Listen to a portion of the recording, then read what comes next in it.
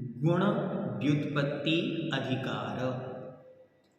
व्युत्पत्ति का अर्थ होता है विशिष्ट उत्पत्ति, अर्थात एक एक शब्द जो गुण अधिकार में प्रयोग किया गया है उन एक एक शब्द का विश्लेषण करने का नाम गुण व्युत्पत्ति अधिकार है।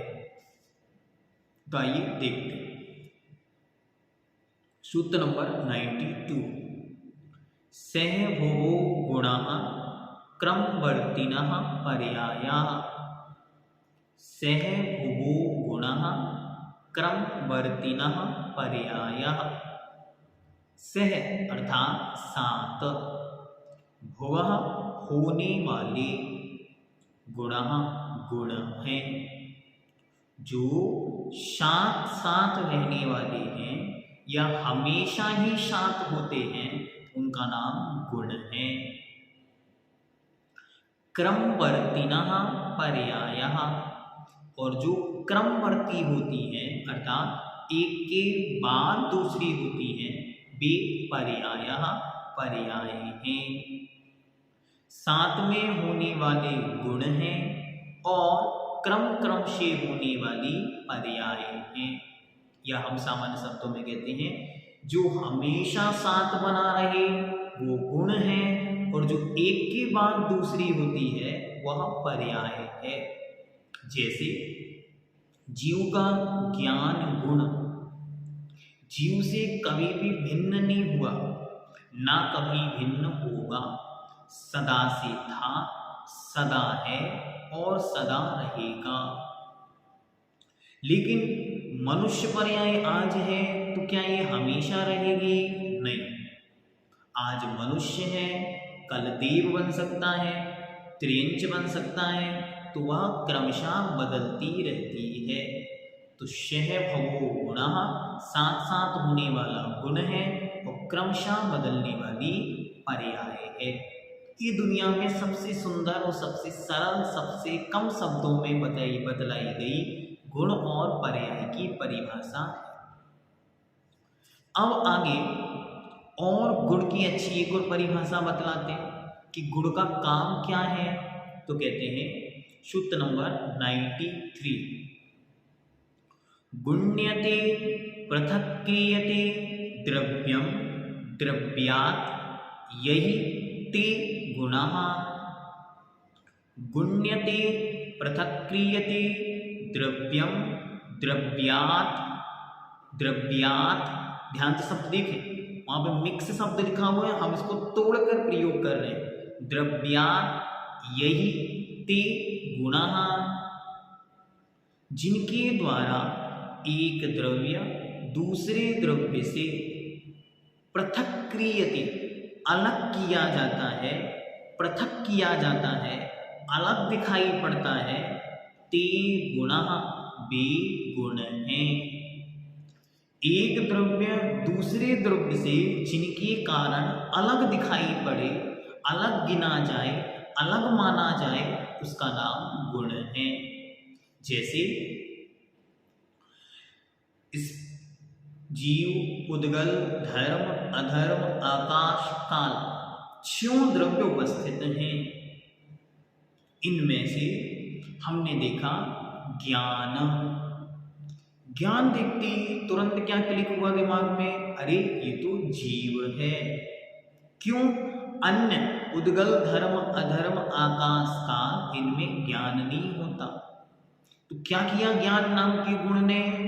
गुण्यते पृथक् क्रियते द्रव्यम द्रव्यात्, द्रव्यों से, अन्य द्रव्यों से द्रव्य को जो भिन्न कर दे उसका नाम गुण है। अब यहां पर 2 प्रकार के गुणों की चर्चा कल हमने विस्तार से की, सामान्य गुण, विशेष गुण। इनमें जो सामान्य 10 गुणों की चर्चा हुई थी, अस्तित्व, वस्तुत्व, द्रव्यत्व, प्रमेयत्व, प्रदेशत्व, अगुलघुत्व, चेतनत्व, अचेतनत्व, मूर्तत्व, अमूर्तत्व, उनका ही यहाँ पर व्युत्पत्ति अर्थ दिया जा रहा है। वे शब्द बने कैसे हैं, इसे यहाँ पर आचार्य बतलाते हैं। तो सबसे पहला शब्द है अस्तित्व। अस्तित्व कैसे बना, इसको बतलाते हैं। अस्ति इति एतस्भावो अस्तित्वं सद्रूपत्वम्। अस्ति इति एतस्भावो, अस्ति इसके भाव को अस्तित्व कहते हैं। और वह कैसा है? सतरूपत्वम, सत रूप बनने वाला है, अर्थात जिसमें उत्पाद व्यय द्रव्य पाया जाता है वह सत है। और उस सत का पना, उस सत का जो भाव है, अस्ति मतलब है का जो भाव है, जिसे हम कहते हैं प्रेजेंट, एक्सिस्टेंस, प्रेजेंस, ये जिसके अंदर पाया जाता है उसका नाम अस्ति है। और उस अस्ति का जो भाव है उसका नाम अस्तित्व है। तो अस्ति के भाव का नाम अस्तित्व है। जो प्रेजेंट है, जो किसी न किसी रूप में अस्तित्व वाला है, उसका नाम ही अस्तित्व है। उसके भाव को ही अस्तित्वम ऐसा कहते हैं। अस्ति शब्द है, इनके साथ त्वम शब्द, यह भाव के अर्थ में त्वा प्रत्यय है। ध्यान से, प्रत्येक शब्द में वस्तु में वस्तुत्वम, तो वस्तु शब्द और त्वा प्रत्यय ये सब में लगा हुआ है भाव के अर्थ में। ये हमको ध्यान में रखना है। ये शब्द व्याकरण जब हम जानेंगे तो बहुत अच्छी तरह समझ में आते हैं। एकदम से शब्द ही बोलने लगता है कि त्वा शब्द भाव के अर्थ में, तो वस्तु का भाव वस्तुत्वम। तो आपको पूरे जो 10 व्युत्पत्तियां हैं वो एकदम क्लियर, स्पष्ट हो जाएंगी। बहुत ज़्यादा कुछ विशेष उनमें जानने योग्य अलग से नहीं रह जाता। अगला कहते हैं वस्तुत्व। वस्तुत्व क्या है? सूत्र नंबर 95। वस्तुनो भावो वस्तुत्वम सामान्य विशेषात्मकम वस्तु। सामान्य विशेषात्मक वस्तु होती है। वस्तु अर्थात कोई भी पदार्थ, कोई भी द्रव्य, जो कुछ है वो सब वस्तु है। और प्रत्येक वस्तु में सामान्य विशेषात्मक पना होता है, अर्थात प्रत्येक वस्तु कुछ रूपों में सामान्य होती है, कुछ रूपों में विशेष होती है। या हम कहें कि वह सबके साथ ऐसा कुछ उसके अंदर पाया जाता है कि वो सबके साथ सामान्य भी रहती है, वो अपने आप में कुछ विशिष्ट, अपने आप में कुछ स्पेशल लिए हुए भी होती है। इसलिए वस्तु हमेशा सामान्य और विशेषात्मक होती है। वस्तुनो भावो वस्तुत्वम, उस वस्तु का जो भाव है उसे वस्तुत्व कहते हैं। आगे द्रव्यत्व। द्रव्यत्वम नाम का जो भाव है उसकी व्युत्पत्ति बतलाते हैं। सूत्र नंबर 96। द्रव्यस्य भावो द्रव्यत्वम निज निज प्रदेश समूह समूयै अखंड वृत्तया स्वभाव विभाव पर्यायान द्रवति दृश्यति अद्रुवत् इति द्रव्यम। द्रव्यस्य भावो द्रव्यत्वम निज निज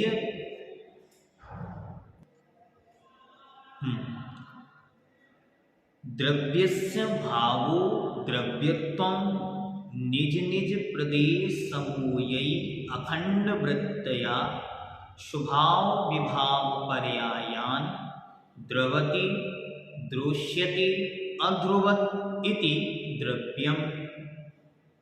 जो अपने अपने निज निज प्रदेश समूहैक अखंड वृत्तया, जो अपने अपने प्रदेश समूह के द्वारा अखंडपने से अर्थात खंड खंड नहीं हुआ, आज तक उनके अपने प्रदेशपनों में टुकड़े नहीं हुए, टूटे नहीं हैं, वो सदा से ऐसे ही बने हुए हैं। तो जो अपने अपने प्रदेश समूह के द्वारा अखंडपने से अपने स्वभाव विभाव पर्यायों को प्राप्त होता है, प्राप्त होवेगा और प्राप्त हो चुका है, वह द्रव्य है।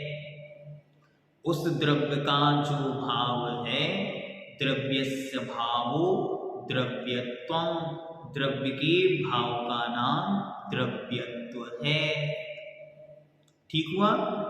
जो अपने प्रदेश समूह के द्वारा आज तक अखंडपने से कभी भी टूटा नहीं, बिखरा नहीं, प्रदेश कम नहीं हुए, संकुचित विस्तार तो हुआ है लेकिन कभी प्रदेश समाप्त नहीं हुए, टूटे नहीं, बिखरे नहीं, ऐसे अखंडपने के साथ जो आज तक परिणमित हुआ है, हो रहा है और होगा, कभी स्वभाव से कभी विभाव रूप से।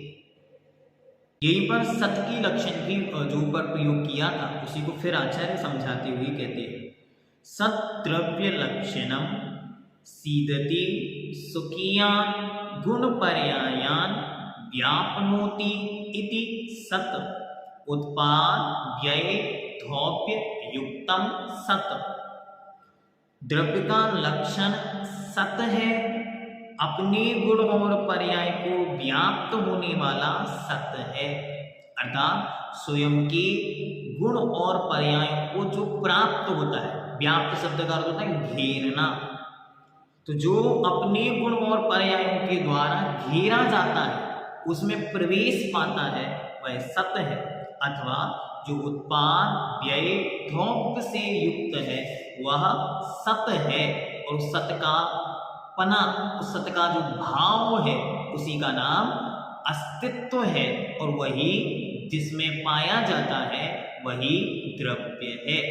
उत्पाद व्यय धौप्य युक्तम सत, सत द्रव्य लक्षणम, सत ही द्रव्य का लक्षण है।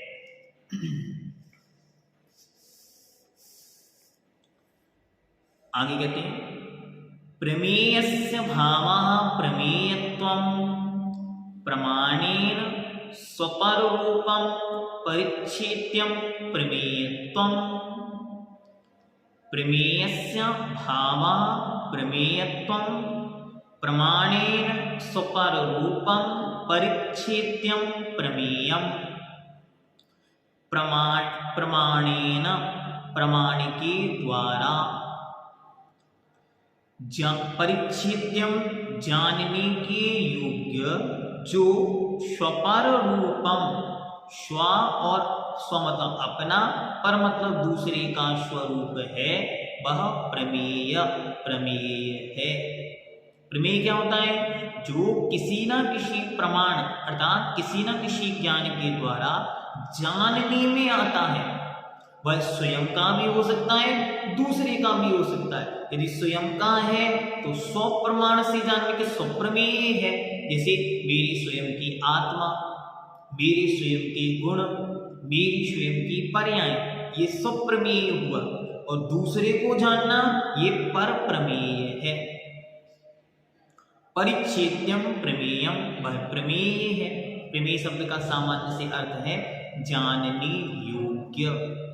जो जानने योग्य है वह सब प्रमेय है। प्रमेयस्य भावः, प्रमेय का जो भाव है वह प्रमेयत्वम्, प्रमेय कहलाता है। प्रमेय का भाव प्रमेयत्व, जानने का भाव या जनाने का भाव। आगे अगुरु लघुत्वम, सूत्र नंबर 99। अगुरु लघु भावो अगुरु लघुत्वम सूक्ष्म अवागोचरः प्रतिक्षणं वर्तमान आगम प्रमाणात् अभ्युपगम्यः अगुरु लघु गुणः। सबसे पहले अगुरु लघु नाम का गुण क्या है? तो कहते हैं जो सूक्ष्म है, अर्थात किसी के द्वारा न बाधित होता है न बाधा को पहुंचाता है, अत्यंत सूक्ष्म है। अवाग गोचर, और जो वचनों के अगोचर है, अर्थात कहने में नहीं आता। प्रतिक्षणम वर्तमान अर्थात प्रति समय परिणमनशील है, हर समय परिणमित हो रहा है। आगम प्रमाण और आगम के प्रमाण से अभ्युपगम्य जाना जाता है।